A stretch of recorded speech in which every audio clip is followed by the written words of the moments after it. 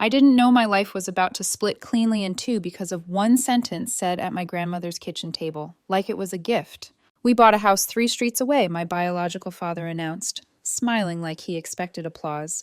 "This fixes everything. You can move in with us, and you'll still be close to Grandma." I remember the way the overhead light made the laminate shine, the way my grandmother's teacup stopped halfway to her lips, the way my own hands went cold even though the room was warm. 17 years. That's how long they'd been busy. That's how long they'd visited in tiny, careful doses, an hour here, a holiday there, like I was a distant relative they felt obligated to check on. They knew my name. They knew my birthday most years. They didn't know me. And now they wanted me to play happy family. I could feel my heartbeat in my throat. Not from excitement, no. From something sharper, like my body had been storing every disappointment in silence, and the container was finally cracking. My biological mother sat beside him, her fingers folded neatly, eyes glossy, performing remorse without actually saying the words I'd waited for my whole life. "I just want a chance to be your mom," she whispered. A laugh almost escaped me. It would have sounded ugly, so I swallowed it down until it burned. "You had 17 years, I said, my voice steadier than I felt. "You didn't miss them. You chose not to be there." Her face tightened, as if I'd slapped her. Then my father, trying to sound gentle, trying to sound reasonable, dropped the real reason they were here. "We're having a baby," he said. "Your mom is pregnant." The air changed. My grandmother's chair scraped the floor. My stomach turned, not because of the baby, an innocent little life, but because I saw it clearly in that moment. They didn't come back for me. They came back for the version of themselves they wanted to be, this time with a do-over. And when I opened my mouth, all the years I'd swallowed came out like a storm. I told them they were the worst parents in the world. And I meant every word. I'm 17 now, a junior in high school, the kind of girl who keeps her grades neat, her sneakers clean, her emotions locked behind a practiced half smile. People at school think I'm mature. Coaches call me disciplined. Teachers say I'm quiet but strong. What they don't see is that my strength wasn't built from confidence. It was built from absence. My grandmother raised me. Not in the poetic, distant way people say it sometimes, like, "Grandma helped out." No. She raised me in the real way. Doctor appointments, lunch money, late-night fevers, permission slips, parent-teacher conferences, the kind of love that shows up even when nobody's clapping. The story of how I ended up with her was never hidden from me. My biological mother was 17 when she had me. My biological father was 18, barely adults. Both sets of grandparents sat down together and decided I'd be better off with my dad's parents at first, because they were stable, in their early 40s, already raising 3 teenagers. That was the plan everyone nodded along to. But life shifted, like it always does. By the time I can remember anything clearly, I was in my grandmother's house. Her small kitchen that always smelled faintly like laundry soap and coffee. Her living room with the same old couch where I learned to read, where she taught me how to fold towels, where she sat with me when I cried over scraped knees and broken friendships. My biological parents visited sometimes. My mother came once every few months, usually for an hour. She would sit on the living room chair like a guest waiting for someone to offer her water. She'd ask my grandmother how I was doing. Not me, my grandmother. When I was 4, I tried to show her a drawing from preschool, bright crayon suns and a stick figure family I'd arranged the way I wished it was. She glanced at it for maybe 2 seconds. "That's nice," she said, then turned back to talking about her job, her apartment, her plans. I stood there holding the paper with my small hands, the corners bending. I remember thinking, maybe if I draw better, she'll look longer. My biological father came a little more often, 3, maybe 4 times a year. He moved to another state for college when I was 2. When he visited, he'd take me out for a few hours, like it was an appointment he'd scheduled with himself. The zoo once, bowling once, ice cream, a kid's movie. It always felt rehearsed, like he'd watched a tutorial titled How to Be a Dad in 2 hours. He'd smile, ask a couple questions, pat my head, take a picture sometimes, like proof. Then he'd drop me back at my grandmother's house, hand me a small gift bag, and leave. Sometimes I got birthday cards with money inside, sometimes nothing. Growing up, I watched my cousins with their parents. My grandmother's other children had families of their own, kids around my age. At gatherings, I saw what it looked like when adults actually knew their children. They knew their kids' favorite foods, their best friends' names, the subjects they struggled with in school. They cheered at soccer games. They sat in folding chairs at school plays with phones held up, eyes bright. My biological parents never came to anything important. Not once. When I was 10, my school had a science fair. I worked on a solar system model for weeks. Papier-mâché planets, tiny labels, glitter glue that got everywhere. My grandmother helped me paint Saturn's rings at the kitchen table, her hands steady, her patience endless. That night, the gym was filled with parents taking pictures, bending down to read posters, laughing with pride. My grandmother was there, of course. She always was. But I kept scanning the crowd anyway, my heart stupidly hopeful. My mother didn't come. My father didn't come. I remember how my chest tightened, like I couldn't fully breathe, and how I pretended I didn't care. I smiled for my grandmother's photo. I clapped for other kids. I swallowed the disappointment because I'd learned early that wanting them was embarrassing. Then, when I was 13, my grandfather, my grandmother's husband, died suddenly from a heart attack.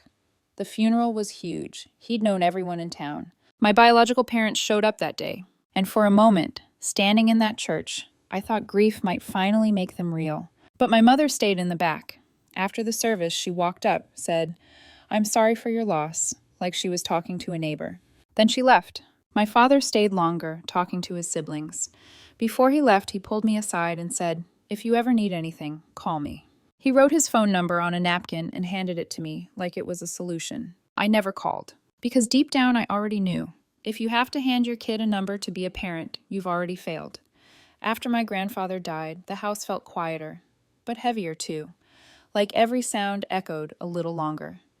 My grandmother was only 56 then, still working full-time at the post office, coming home with tired feet and shoulders that sagged just slightly more than they used to. So I stepped up, not because anyone asked me to, because when you grow up watching the one person who never left start to wear down, you don't need to be told what to do. I learned how to do laundry properly, not just tossing things in, but sorting whites and colors. I learned how to cook basic meals, eggs that didn't burn, pasta that wasn't mush, chicken that was actually cooked through. We built a routine that belonged to us. She'd come home from work. We'd eat dinner together at the small kitchen table. Then I'd do homework while she watched her shows in the living room, the TV volume low, like she didn't want to interrupt my thinking. That was my family. Not dramatic, not perfect, but real. And for a long time, nothing disturbed that balance. Then, last year, my biological father moved back to town. I found out accidentally. My grandmother mentioned it one evening, casually, like it wasn't something that might rearrange my insides. "He got a job nearby," she said. "Rented an apartment about 15 minutes away." I remember nodding, staring at my homework, pretending it didn't matter. A week later, he called. I stared at my phone until it stopped ringing. He called again the next week, and the next. Eventually, curiosity, or maybe obligation, won. I agreed to meet him for lunch. We went to a diner near his apartment. Vinyl booths, a bell over the door. The kind of place where nothing ever changes. He asked about school. I gave short answers. He asked about my hobbies. I told him I played basketball.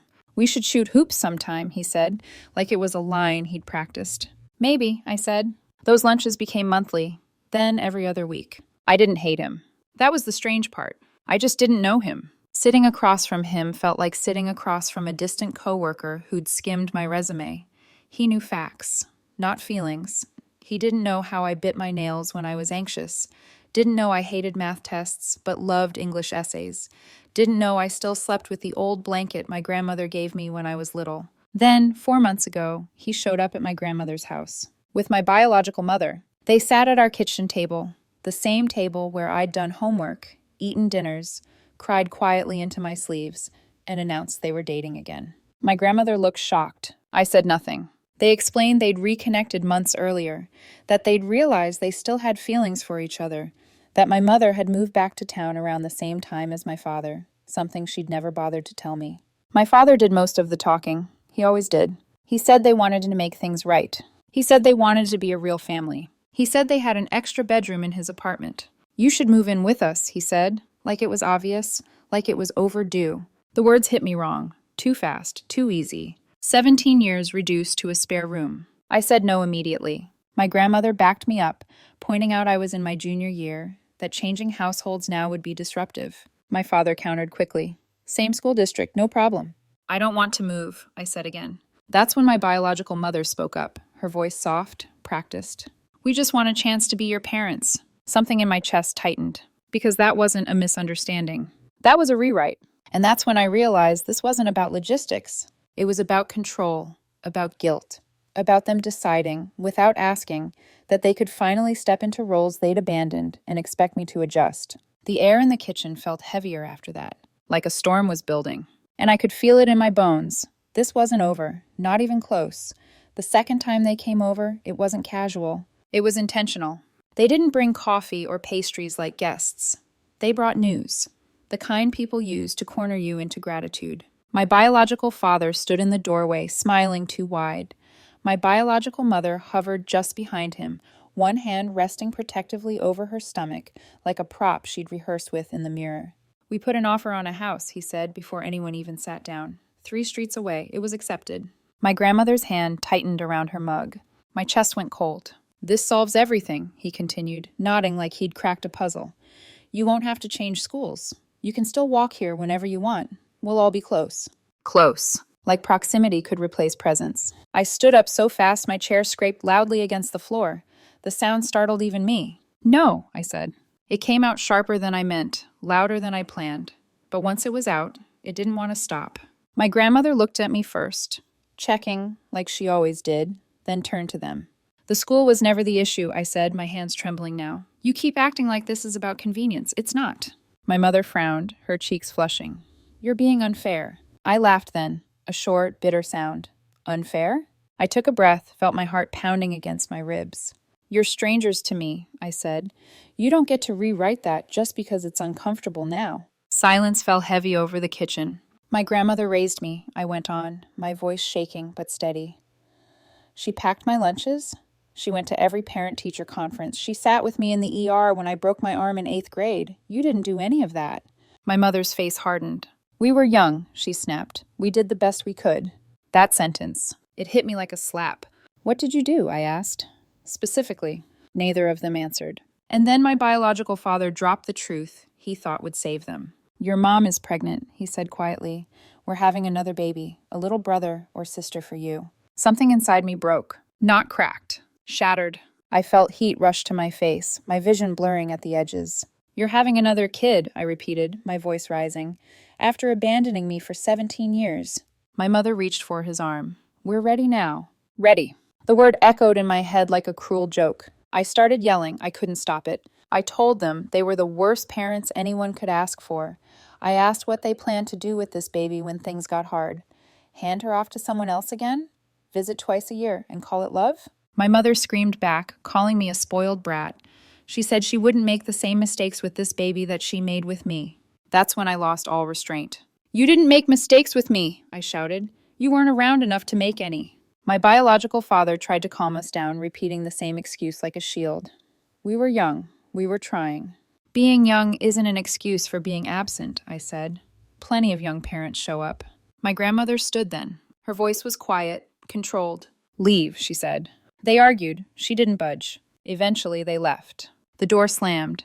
A picture frame rattled on the wall. I went straight to my room and shut the door behind me. I stayed there the rest of the day. I didn't eat dinner. I didn't answer when my grandmother knocked. She left a sandwich outside my door anyway. For the next week, my biological parents called constantly, texted, showed up unannounced. My grandmother answered the door once and told them this wasn't making amends. It was harassment. During that week, I thought about everything. About my mother being 17 when she had me, only 1 year older than I was now. I tried to imagine having a baby at my age. It terrified me. But then I thought about all the years after that. The years where she could have chosen differently. She didn't. Neither of them did. One night after dinner, my grandmother and I sat together quietly. She told me something I hadn't expected. People change, she said. Sometimes they realize what they lost. She looked at me carefully. But that doesn't mean you owe them forgiveness or access. That's when I decided. I needed answers. Not speeches. Not apologies rehearsed in advance. Answers. So I texted my biological father and asked to meet. Just the two of us. He said yes immediately. And I knew deep down that whatever he told me next would either close a door forever or crack it open in a way that would hurt even more. We met at the park near his apartment. It was a quiet weekday afternoon. the kind of stillness that makes conversations feel louder than they should be. I spotted him before he saw me, sitting at a picnic table, hands clasped, shoulders tense like he was bracing for impact. When he noticed me, he stood up immediately and opened his arms. I stepped back. The rejection landed on his face before he could hide it.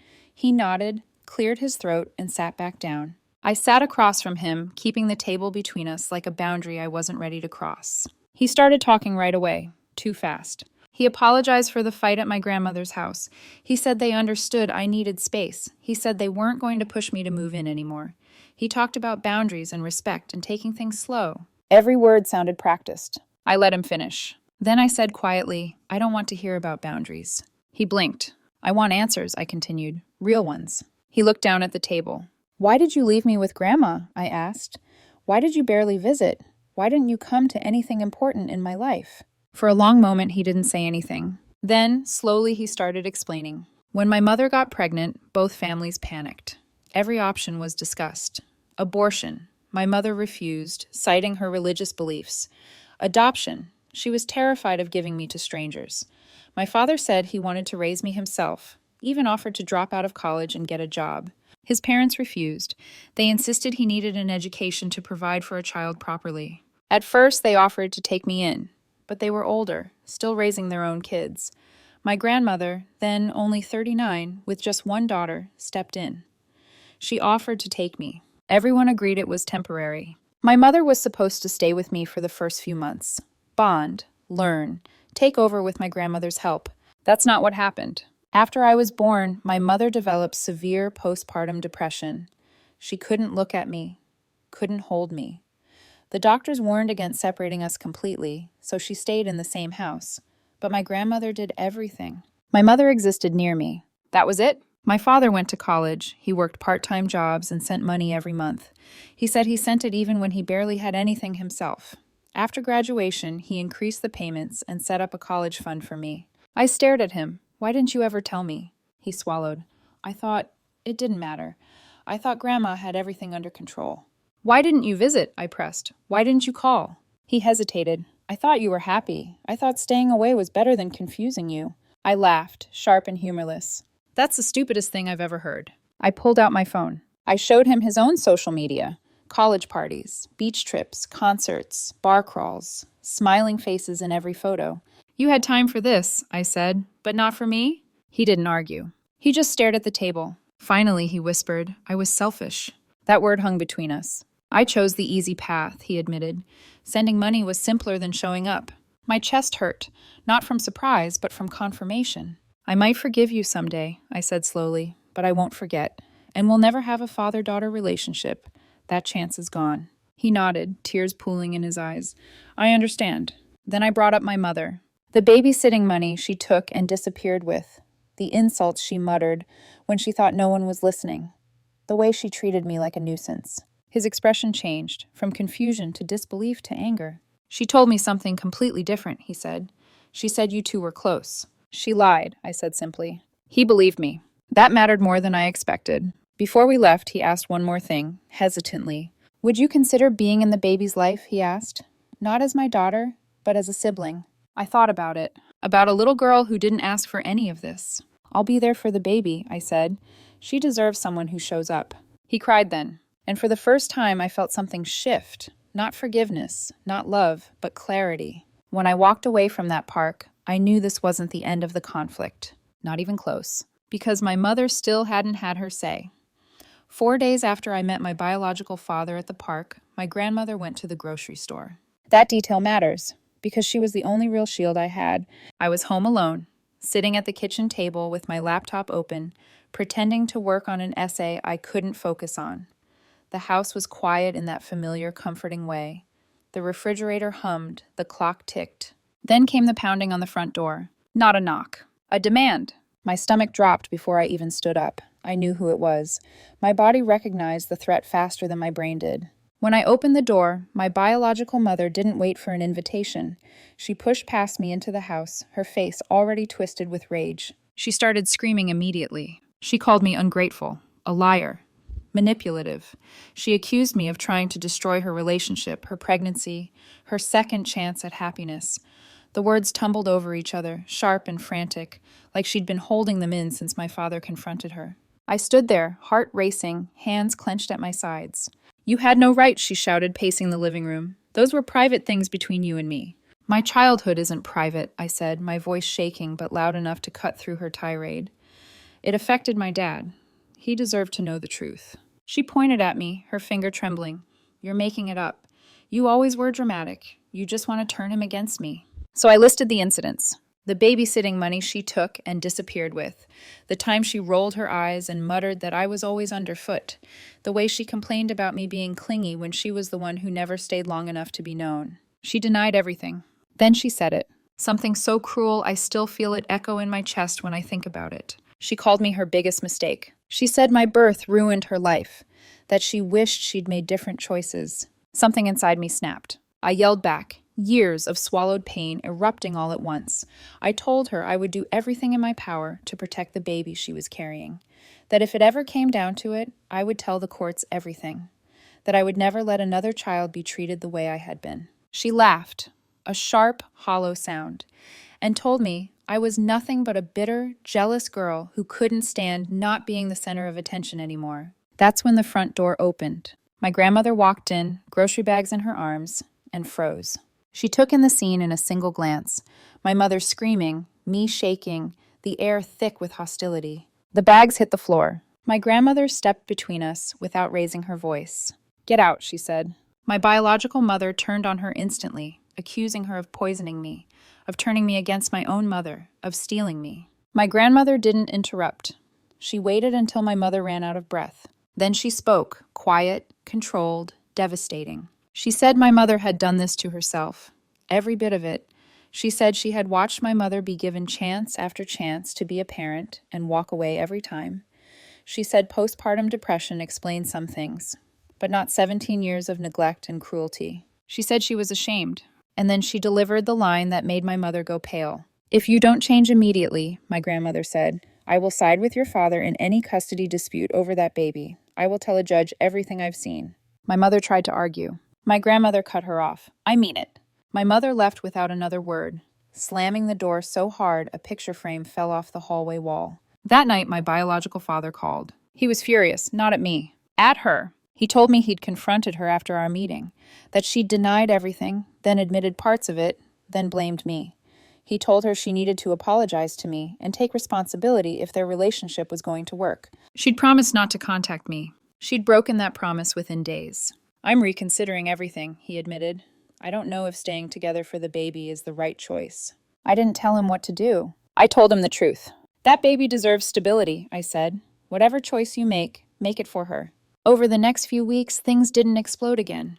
But they didn't settle either. My biological mother started therapy. At least that's what she told my grandmother.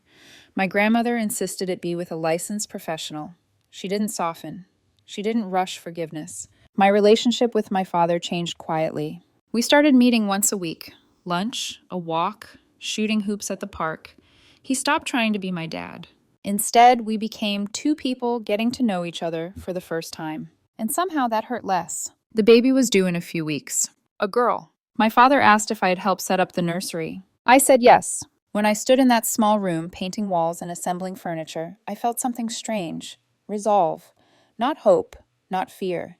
Purpose. Because no matter how messy the adults were, one thing was clear. I would not disappear. Not this time. The night my biological mother showed up unannounced, I didn't sleep. I lay in bed staring at the ceiling, replaying her words over and over like a loop I couldn't shut off. Biggest mistake. I'd heard worse things said by strangers online, by bullies who didn't know me. But this was different. This was the person who gave birth to me, confirming the quiet fear I'd carried since childhood. That maybe the problem was me. The house felt too quiet without my grandmother's footsteps moving through it. Even with her back home, even with her checking on me, I felt exposed. Like a door had been kicked open inside my chest and I couldn't close it again. For the first time in years, I didn't eat dinner. My grandmother noticed. She didn't push. She just sat on the edge of my bed later and said, "You don't have to be strong tonight." That made it worse, because I was so tired of being strong. I kept thinking about the baby, my sister, a little girl who hadn't even taken her first breath yet and already had expectations piled on her like gifts she didn't ask for. This time will be different. This time, we'll do it right. I wondered how many times my mother had said those words about herself. I wondered if I'd been the practice run, the mistake, the warning. And then there was my father, trying, apologizing, showing up now, when I was almost grown. I hated myself for how much I wanted to believe him. There's a specific kind of grief that comes from realizing you could have been loved differently if someone had just chosen you earlier. It's not loud. It doesn't scream. It sinks. One afternoon that week, I skipped basketball practice and walked alone to the small playground near our house, the one I used to go to as a kid. I sat on a swing that creaked with every movement and stared at the ground. I thought about the science fair, the birthdays, the graduations that were coming. I thought about how I'd learned not to expect anything from them, and how dangerous it was that expectations were creeping back in. What if my father changed for a while and then stopped? What if my mother got help, just long enough to look good? What if the baby became another reason I was pushed aside? I felt selfish for thinking that way. Then I realized that guilt had been taught to me. That night, I overheard my grandmother on the phone in the kitchen. She was speaking softly but firmly. I didn't hear the other side of the conversation, but I knew. It was my mother. I won't force her, my grandmother said, and I won't cover for you anymore. She paused. Yes, she added. I know she's pregnant. That doesn't erase what she did. I pressed my forehead into my pillow, biting my lip to keep from crying. For the first time, the idea crept in, dark and terrifying. What if the healthiest thing was to let go completely? Not slam doors, not scream. Just stop hoping. The baby was due in 3 weeks. My father asked what I wanted to be called.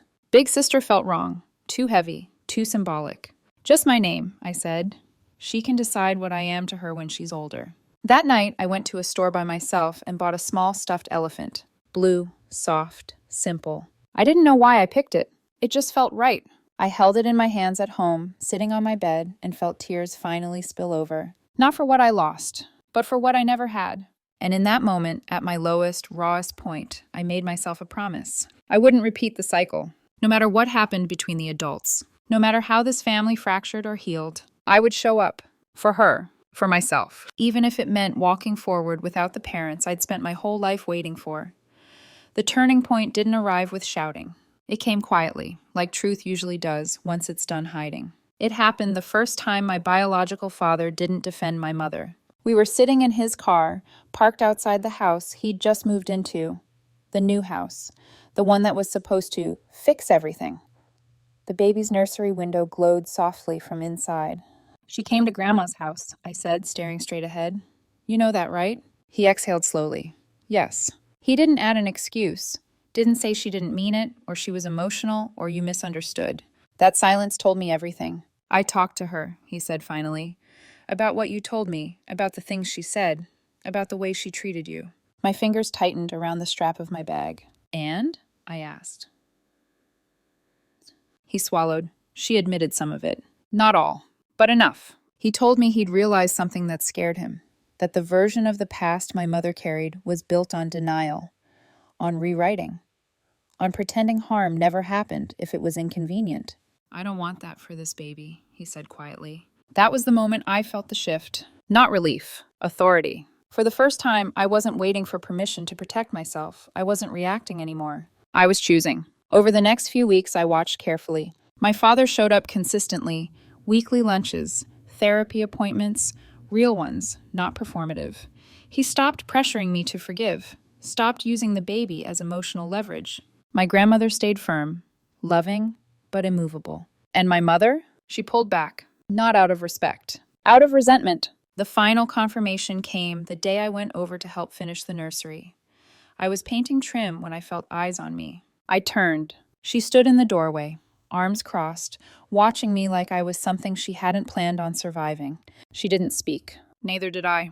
But the look was clear. You ruined this. And instead of shrinking like I would have once, like I'd been trained to, I felt calm. Because the truth was simple now. I hadn't ruined anything. I'd exposed it. That night, I talked with my grandmother for a long time. About boundaries. About letting go of expectations that had only ever hurt me. She said something I'll never forget. Sometimes the bravest thing you can do, she said, is stop auditioning for love. I decided then what my role would be. I wouldn't fight my mother anymore. Wouldn't chase apologies that were never coming. Wouldn't accept blame for truths she couldn't face. I would be present, but not available for abuse. I would be kind, but not silent. And when my sister arrived, I would love her without conditions. The baby was born 3 weeks later. A girl. Healthy, loud, unapologetically alive. My father texted me from the hospital. She's here. I went. I stood at the edge of the room, watching my father hold her with hands that trembled, not from fear, but from understanding. He looked at me then, not asking, not demanding, just waiting. I placed the blue elephant in the bassinet.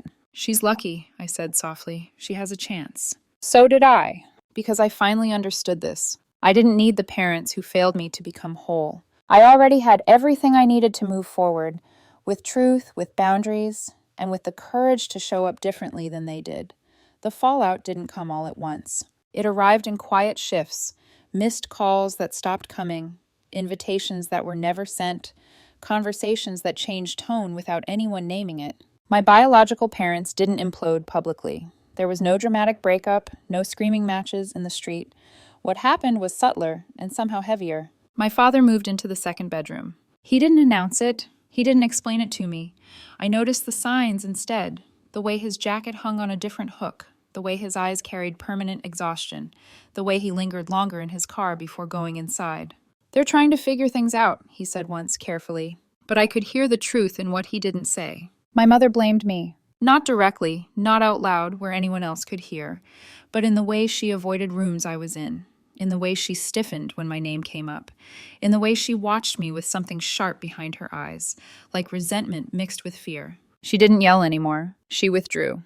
And that told me more than any outburst ever could. I worried, not for myself, but for my sister. I worried about quiet anger, about resentment that doesn't explode but leaks, about stories told years later in carefully edited versions. So I said it out loud to my father one afternoon. I'm scared she'll take this out on the baby, I said, or try to turn her against me someday.